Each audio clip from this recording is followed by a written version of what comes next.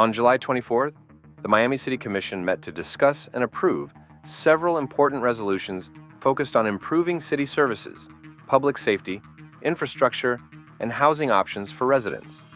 First, a one-year contract with Florida State University, funded by the Building Department's General Fund, was approved. This initiative will support public outreach regarding potential updates to Miami's tree ordinance, aiming for increased community involvement in the city's environmental policies. Additionally, a 2-year agreement was made with the Miami River Fund to continue maintaining the cleanliness of parks along the Miami River, highlighting the city's commitment to preserving its green spaces. In support of Miami's infrastructure, the city contracted Atlantic Pipe Services to conduct inspections, cleaning, and repairs of stormwater pipes. This service will run through September 2026, with an option for extension, and will be financed through the department's operational budget. Concurrently, the city accepted federal Section 8 funding to provide rental assistance and support program administration for fiscal year 2025 through 2026. The Commission has approved the reallocation of unspent Community Development Block Grant funds from previous years for the renovation of Ruben Dario Park in District 3. Additionally, in District 5, funds from home sales will be reinvested into local housing projects, ensuring that public revenues are utilized for impactful community enhancements. The city will also support families by allocating funds to initiate parenting programs in schools and childcare centers starting in October 2025, with an option for renewal for up to 3 years. Additional measures were taken to address homelessness as the city approved the use of Emergency Solutions Grant funds to provide housing and support services to individuals in crisis.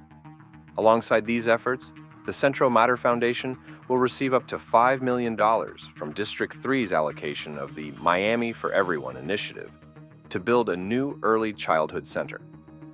In terms of fiscal policy, the City Commission proposed a tax rate of 0.390 mils for the Downtown Development Authority for fiscal year 2025 through 2026, while the city's own millage rate was set at 7.3900 mils. These proposals, along with corresponding public hearing dates, will be submitted to Miami-Dade County for review. Funding from the Florida Department of Environmental Protection aided the improvement of Roberto Clemente Park and baseball fields' recreational infrastructure. Additionally, the city accepted a Downtown Development Authority grant to initiate a drone first responder program, covering equipment, installation, and maintenance expenses. Urban redevelopment remains a priority. The Omni Community Redevelopment Agency committed funds to the Heritage Trail Project under I-395 within the Downtown Revitalization Zone.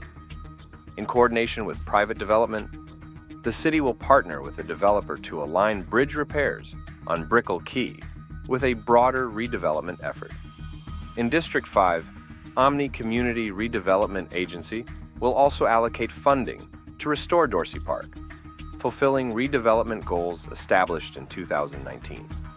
Among the institutional developments, the City Commission named Antonio Diaz as Miami's next independent Inspector General. Also, the city entered into a partnership with the Florida Department of Transportation to oversee lighting enhancements along Southeast 8th Street between South Miami Avenue and Brickell Plaza in District 3. To ensure transparency in infrastructure funding, the city manager was tasked with evaluating how mobility fees collected from development projects within Miami are utilized by Miami-Dade County. The objective is to explore strategies that ensure these funds benefit the city directly. A report is expected within 120 days. One resolution focused on amending the city charter. It directs the city attorney to draft a proposal requiring the creation of a charter review commission following each federal census. If approved, this amendment will appear on the November 4th, 2025 ballot and introduce Section 46 to the charter, establishing a public commission with clearly defined structure, responsibilities, and operational guidelines. Finally, an ordinance that passed on first reading and is set to move to a second reading proposes defining homestead property and establishing parking rules on such properties. The measure seeks to clarify residential parking regulations and promote consistent enforcement across neighborhoods. For more details on these and other decisions, visit the City of Miami's website or follow official social media channels for recordings and updates from the meeting.